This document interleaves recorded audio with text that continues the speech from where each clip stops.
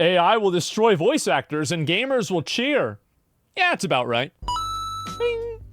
How's it going, everybody? I'm Gary. I'm a voice actor, I'm a gamer, and I'm a PhD in AI voice stuff. Good Today for I you. wanted to talk about All right. the thing that every voice actor is absolutely terrified of. That is actually understanding why AI is predicted to completely obliterate the voiceover industry. Yep. And in order to understand this, we actually have to understand something that is seemingly unrelated. So wait a minute. So the guy that has industry experience as a PhD and also plays video games thinks that the obvious thing is going to happen?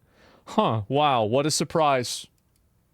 To AI, the social side of the voiceover industry. As I'm sure many of you know, there's been a massive controversy with the video game voiceover strike and the Genshin Impact strike. My voiceover mentor, Joe Zizia, who I greatly respect, recently released a video on this topic. So the video got a bit of a mixed reception, and if you ask me, the release of the video was really poorly timed. A lot of people thought the video was biased in favor of the union, and while I don't necessarily agree, I completely understand why they think that. Mostly because while he covered a lot of information about the voiceover union, what it means to go FICOR, and what a Taft-Hartley is, he chooses not to talk about any social aspects of the industry. Taft-Hartley is the act where they can compel you to go back to work even if you're on strike, and they have to do it within and you have to work for a certain period of time. In fact, he even admits it in his own video. And that brings me to the real tricky part. The social side of things. It's complex. Understand that I'm not getting to this here because this is not measurable. It is a feeling. So when we start asking questions like, why doesn't everyone just go FICOR? Or are people being blacklisted for working on non-union games during the strike? These really deal with non-measurable social feelings. I'm not sure he intended this, but the fact that he chose not to talk about these things may have been more informative than if he had actually talked about them. Because it highlights one specific point. Voice actors cannot speak about the social aspects of the industry, and they will never talk about blacklists. Now, just to clarify, there may be some people who aren't familiar with the entertainment industry lingo who think that a blacklist is a literal list of names. It's not really. As Joe said, Well, I don't know about that. I heard I was on one of those. The blacklist is mostly just a feeling. If you are on the blacklist, it just means that people will refuse to work with you for any possible reason outside of the merit of your own product. There are plenty of industry leaders who will deny that the blacklist exists, so you won't find very many news articles about it, but you don't need to look very hard to see that. It doesn't need to, it's not a death note. It's just a group of people that are just widely accepted to be ostracized from the greater group of whatever commercial thing is happening. The blacklist clearly does exist. For example, let's just take a look at what started the whole Genshin Impact fiasco. When voice actor Jacob Takanashi was cast in a role that some other voice actors thought he shouldn't be cast in, they just started blacklisting him immediately. Voice actor Shara Kirby just blatantly said it. You'll never work another job again. Wait, what? This is gonna be, it's on Blue Sky. Oh, well, I mean, of course. Yeah, duh. This has got to be the most classless thing I've seen with everything. So this guy makes an announcement that he's going to work on Genshin Impact, and have fun with Genshin. You'll never work on anything else, LMAO. What a great mindset to have. Agree with us and abide by our rules, or we're going to collectively make it to where you can't have a career. I wonder why people don't like them. Again, Kaylee Mills publicized Jacob's financial information. And this is one small job for him, not his full-time work. It's Karina's bread and butter. He's done so very little voiceover work that it isn't what he's relying on to pay the works. For all we know, his wife's the breadwinner. Either way, they bought a house recently, so I doubt this was a necessary job for survival. It's so funny that these people think that some random man on the internet has to explain to them and fucking tell them why it's okay that he tried to get a job. Who the fuck are you? Attempt to justify the bullying that Jacob received. Jesus. Voice actor Jun Yoon, who is a prominent voice acting veteran, went out of his way to ridicule Jacob by publicly stating that he's blacklisting Jacob from his casting. Honestly, actually... Jesus, bro. What a bunch of nasty fucks. This is great. And these are the ones, these are the people, they're called professionals. Isn't it sad? Why, though? Because he didn't want to play game. He didn't want to do what they wanted him to do. They're so deep into their own bubbles? Yeah, I guess so. Why do they all hate Jacob? I'm out of the loop. Because he took a job with a company that they were striking against at the same time. And so they tried to, because they didn't want him to do that, they are trying to like collectively destroy his career. Seeing June do this was really upsetting to me because up until that point, June was actually one of my idols. Never meet your heroes, right? Within moments of announcing his voiceover He replaced a striking actor? Yeah.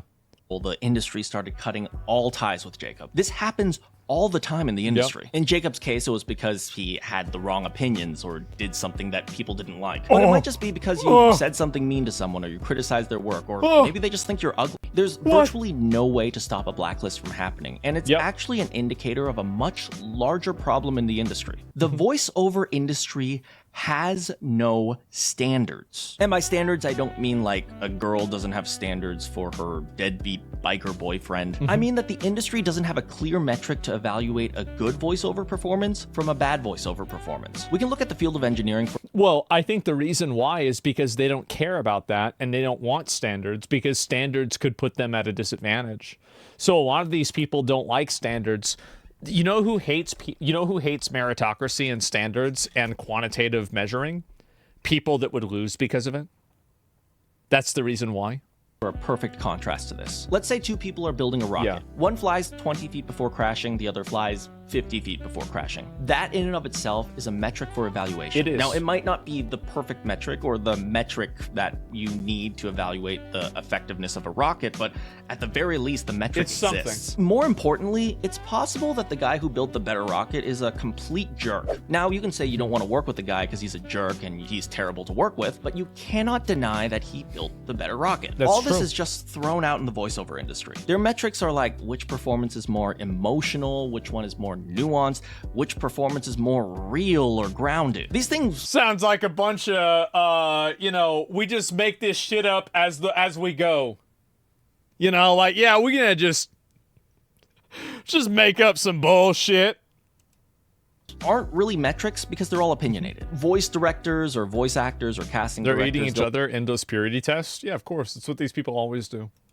Will always claim that they can just hear a performance and know that's the best performance and that's the right one for the job. Put a pin in that claim, we'll come back to that later. But the truth is, one casting director might like one performance, one casting director might like another performance, and you cannot argue which one is better. It happens all the time. And this lack of standards, this conveniently flexible interpretation of what is good and what is bad is exactly why blacklisting happens. Any casting director could just argue that they weren't the right fit for the job, and there is no way to argue against it. And unfortunately, the most important social aspect of the industry is evaluation and casting. Hugh Klitsky, an amazing voiceover coach who I really respect, summarized it really well in a bit of a comedic LinkedIn post. He said this: "You didn't get the job? Here's why. You sounded like the producer's mom. You sounded like the director's ex. You sounded happy, but not the right kind of happy. You sounded too tall or too blonde or too much like everyone else, and so on." If you read through the entire post, you'll notice that there is a reason that it just, the reason why is because I just decided why. That's it. Is missing from that list. Yep. Someone else is better than you. Because as an industry veteran, he knows that the industry doesn't have those metrics, at least not in a way that actually matters. Because if you look at the metrics that the voice directors use, nuanced, emotional, grounded, real, you'll also notice that there's one metric that the voice acting industry generally doesn't use. And it's probably the most important metric of all: whether or not the audience likes it. And that's the only... Isn't that crazy? And this is the problem that a lot of these games have, is that they're so stuck in their own professional bubbles, they forgot what being a professional means. It means that you're selling a product. So the moment that you're not focusing on what the actual customers want, and you're just focusing on like your own invented, like you've created these criteria lists, and now you have everybody accommodating them and listening to them, it's insane. Yeah, like, okay, that's great, but like this isn't really going to resonate. This isn't going to guarantee that people are going to like this.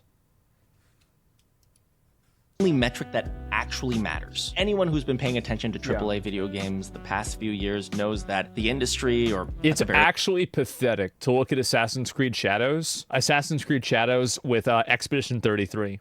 It's not even remotely close. It's like looking at like a text-based adventure game and comparing it to The Witcher 3. least the video game industry at large, tends to use metrics that are inversely correlated with what the audience likes. Often you'll see that the games the industry claims are high quality end up actually being the worst games when rated by the gamers. And unfortunately, the video game voiceover industry is starting to go down the same path. They've used up all their remaining goodwill with the SAG-AFTRA video game strike, and now they're starting to deny that the audience... Well, the problem is that there is a general lack of empathy for people working in entertainment that have problems with how they're being paid and being treated, because people view entertainment as a luxury profession. So anybody who's complaining about it is just not thankful enough for what they have. That's the reason why it happens.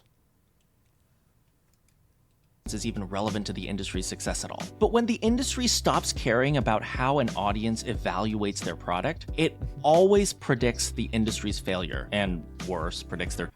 What a shock. So this guy, so let me get it straight.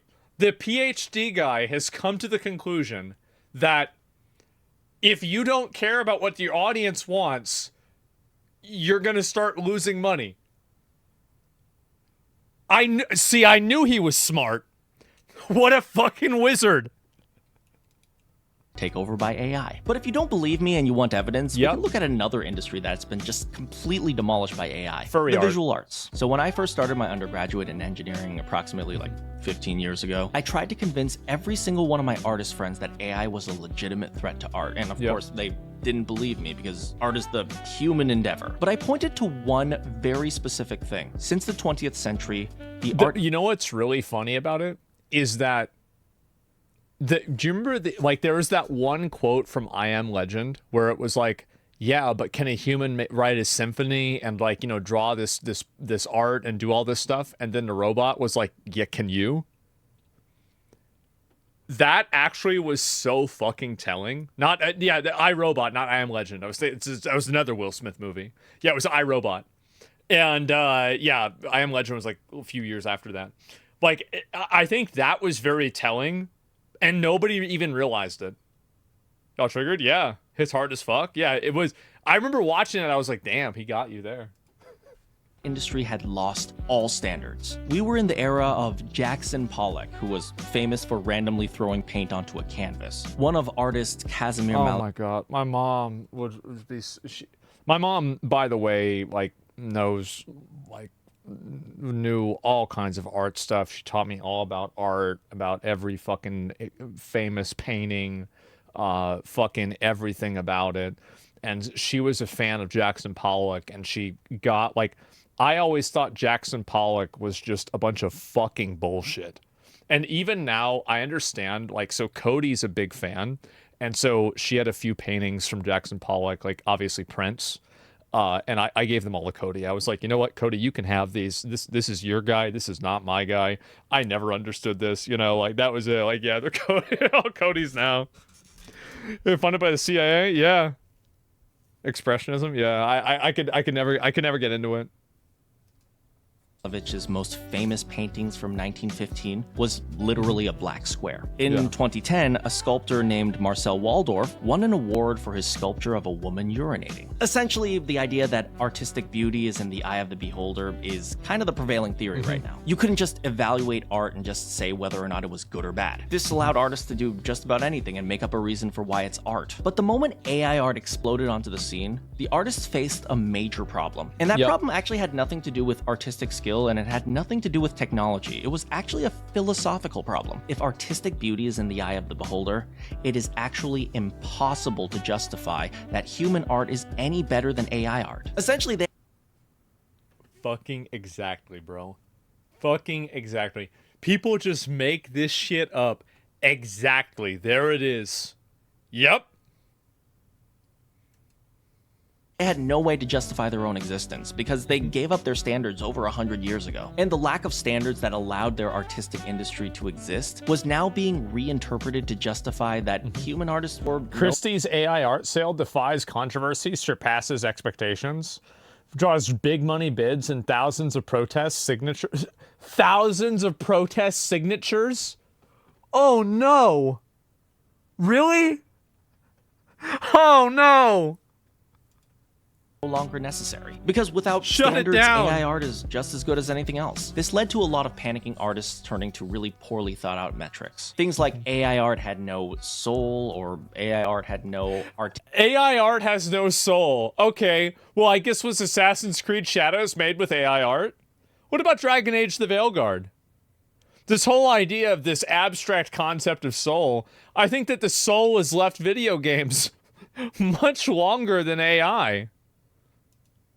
Artistic intention behind its choices. I wanted to see how valid these metrics really were, so I conducted a bit of an experiment-ish interview with a lot of the detractors of AI art, specifically about Jackson Pollock and his work. The experiment was really simple. I showed them 2 images. One of them was an AI-generated painting. Usually I chose some sort of like fantasy landscape painting like this. The other one is one of Jackson Pollock's paintings, and I asked a very simple question. Do you truly believe that this painting has artistic value and this painting doesn't? And they always said yes. So the natural follow-up was always, please explain why. And this is where they started stumbling over their words. Cause you see, fucking, you like, cause back then, well, you can't, okay, well, you have to understand it, fucking, yeah, right. Yeah, He said things like, there's clear purpose behind the Pollock painting. The Pollock painting actually has like a human soul. You can clearly see the intent behind the Pollock painting and all these.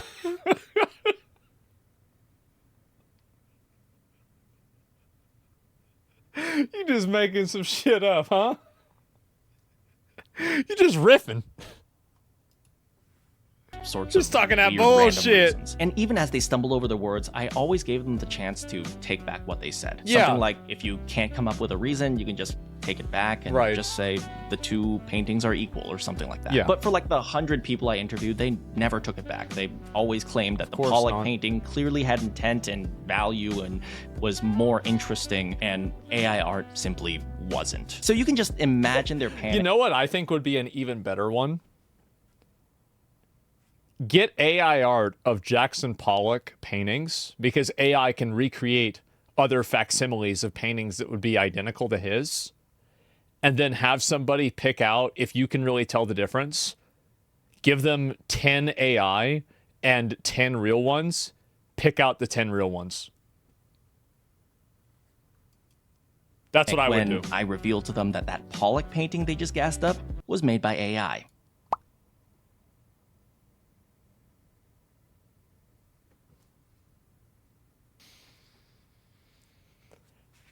Oh, man. Oh, man. Wow. Oh, shit. That's what that's, oh, I love it. They're so cooked. Yep, I know. So yeah, I generated that image a couple years back using ChatGPT specifically to run this experiment. It's not and even you a can new believe one. me, the backpedaling that they tried to do was absolutely.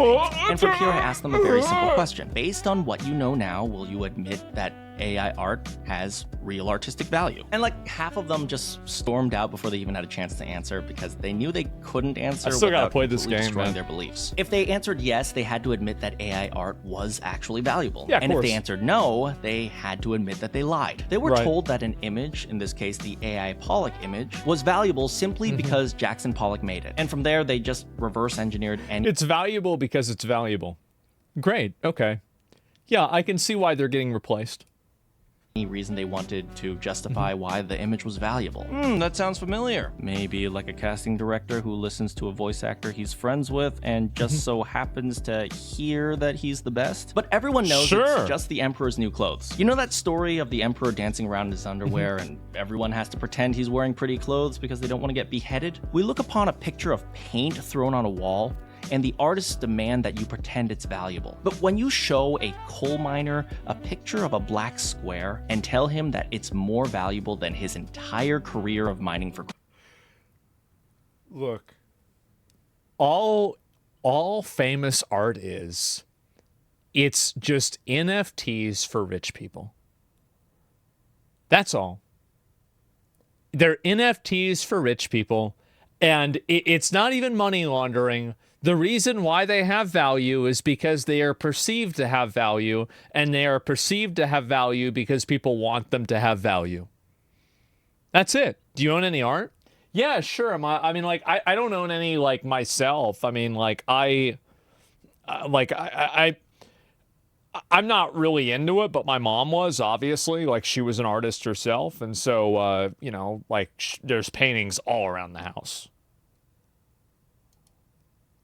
When you tell a 9-to-5 office worker that he's uncultured and uncivilized because he doesn't respect the artistic value of a painting of literally nothing, when you stop considering what the common man thinks is good and demand that your art... See, here's there's something, this is another, like, this guy is a prim and proper PhD student, so he would never look at it this way, right? But I would. So if AI art can make something that you can jerk off to, does that not pass the biological Turing test? I feel like it does.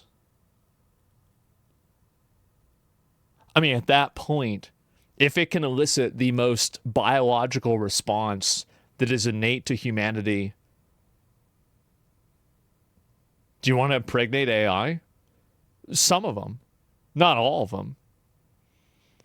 I'm telling you guys. It's big. Be respected through either nonsensical standards or even just blatant lies. Do not be surprised when the common man cheers for your destruction. And unfortunately, this is where the voice acting industry finds themselves now. We've used up all our goodwill in the SAG-AFTRA strike. We've stopped using the same metrics that the audience uses to decide what is a good product. We've blatantly attacked...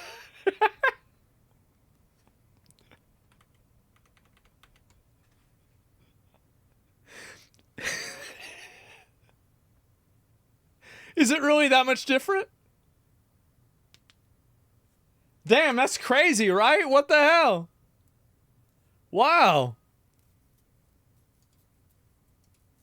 And disregarded the gamers. So do not be surprised when the gamers cheer as AI destroys the entire voiceover industry that has been built on a lie. And by the way, for the few voice actors that are still watching out there, I'm not even saying that casting directors are bad at their jobs. Many casting directors I know are actually amazing at their jobs. But what Of course. Yeah, and this is always the reality. It's that the majority of voice actors, casting directors, and people that are working in this industry are hardworking, good-hearted people that will be displaced by technology. And I think it's sad.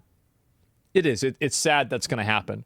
I mean, it is the natural progression of technology, of you know, like human perception of things. So it's not like it's a terrible thing, but it's sad but inevitable, basically. Yeah. But I can empathize with them, and I can understand, like, yeah, man, that must really suck for that to happen to you.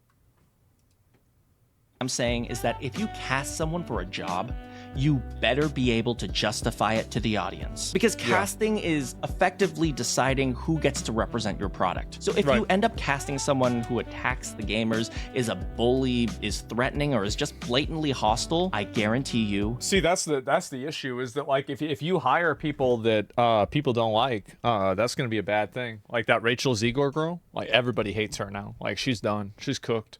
Like, who's going to hire her to do anything? Snow White, yeah, look at that. Yeah, and it's like, that's really it. When do you let AI take over Asmongold? Oh, about 3 months ago. You won't be able to justify that. Now, since we've talked a lot about blacklists, I just wanted to leave something with the gamers that is actually really important and can help you take back your games from some of the more malicious players of the industry. The real blacklist belongs to the gamers. This is that's fucking right. God damn, that's fucking right. That is it. Because this is what I love about people that are like, I don't know, but I really like it. Let me think a good way to say this. So I always feel good whenever I have viewpoints that are in alignment with people that I think are smart and people that are in, like, good positions. And I think this is one of those examples. And it's like, yes, okay, I'm not crazy, because I have all these random idiots that will come out and say this stuff to me. And I'll be like, no, you're wrong. You don't know what you're talking about. And then finally, it'll be like somebody that, like, really knows what they're talking about. Like, well, actually, yeah, that's it. Like, I remember I had the same thing happen. I went to, like, this one event, and, like, the guy that ran all the IT for the event, and the guy that owned this, like, massive building both of them were like, bro, we love you. You're great. This is awesome. And like, that was like, they didn't even know the other people I was with, but like, they knew me.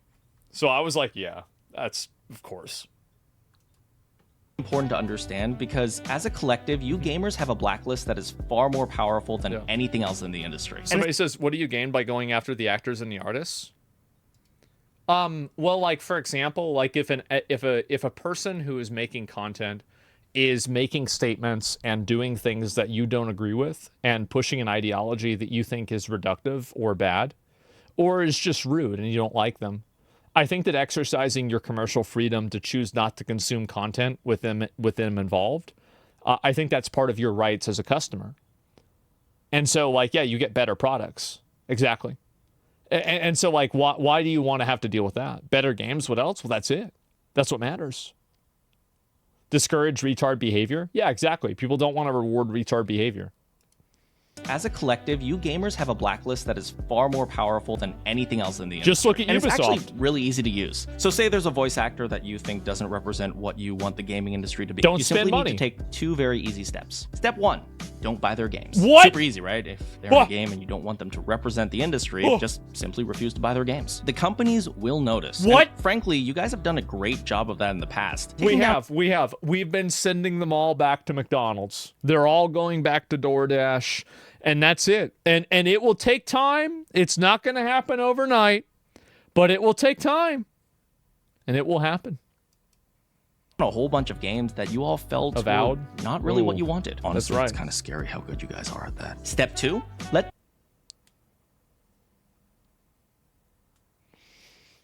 There's room to improve.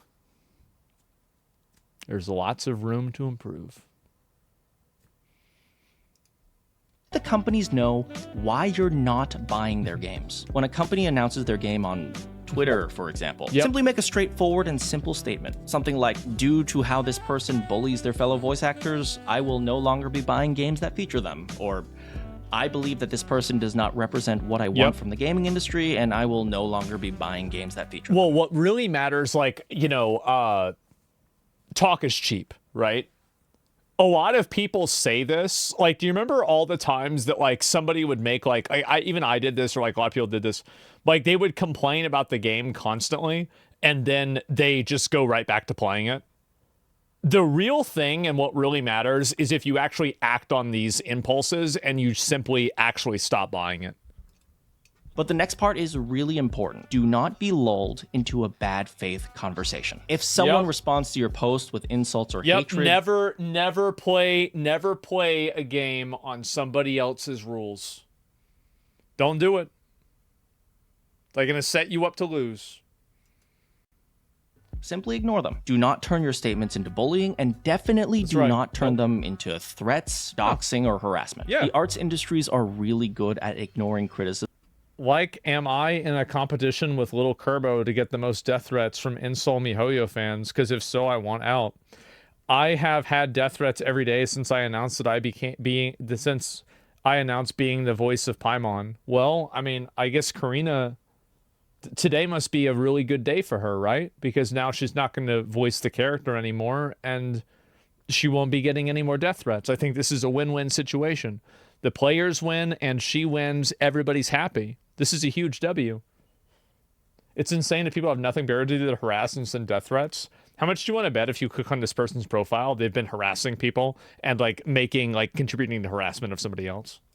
Every time. If they can turn it into something worse. Do not give them an excuse to ignore your criticism. Simply make the straightforward statement with no bullying and no insults and walk away. I guarantee you that's the reason why I never make fun of people's appearance. And it's the reason why I never make fun of, like, immutable characteristics, and I don't bully people. It's because my goal, it's not because I don't want to. Of course I want to call people fat. Of course. My goal is to make whatever I want to have happen. That's what I care about. I do. Like, if you go back, I hardly ever make any of those. Come on, let's be honest. When was the last time I made fun of somebody for the way they look?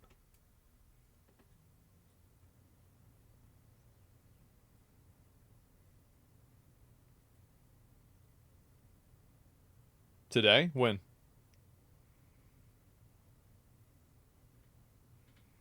When?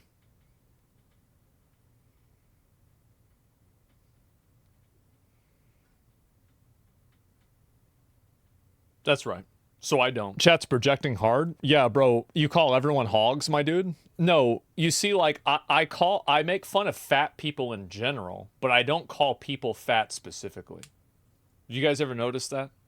Like, I talk about hogs in a general sense, but I rarely refer to individuals as hogs. Think about it. Semantics, yes. Companies will notice, because at the end of the day, you guys are the ones paying them. And if you guys stop paying them, you bet they will fix things immediately. So yeah, that's pretty much all I have to say. Get out there and go change the industry for the better in the way that only you gamers can. Wherever you are in the world, good morning, good afternoon, good evening, or good night. I bet people are really mad about this video. Next time. This guy was fucking based. Holy shit. God damn. Wow. The Jackson Pollock reverse Uno Among Us play? Man. That was a good one. That was a fucking good one. This guy's only got 169 subs. He's like a really small creator. And the same thing has been posted on my Reddit a few times. I think people have really wanted me to look at it and like get his insight. I think he really, you know, he put together a really great video, and he dropped a nuke on him. He did. That was a really good one. So yeah, give it a like. And it's funny because like a lot of people dislike this video too. Like, I think it's probably a hose mad situation in this case. Definitely a hose mad situation. But yeah, glad you finally watched it. No, I really support it. I'm going to give him a sub myself, Gary. And there it is. So yeah, there's his channel, and I totally support what he's saying. And I think, again, if you antagonize the players are going to antagonize you. Imagine that. For me, one question matters. Is it good? If it is, the companies will use it and the companies won't care.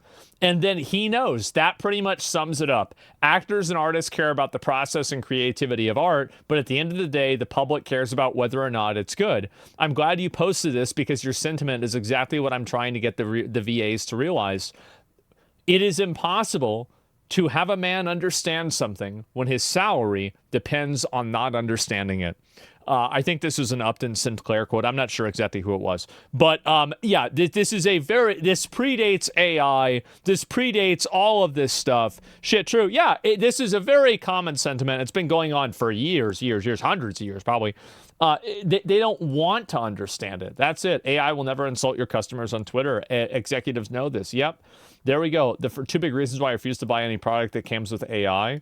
Yeah, I'm not going to read any of that. But anyway, so yeah, I totally agree with this video for sure. And I think AI is going to become more popular in general.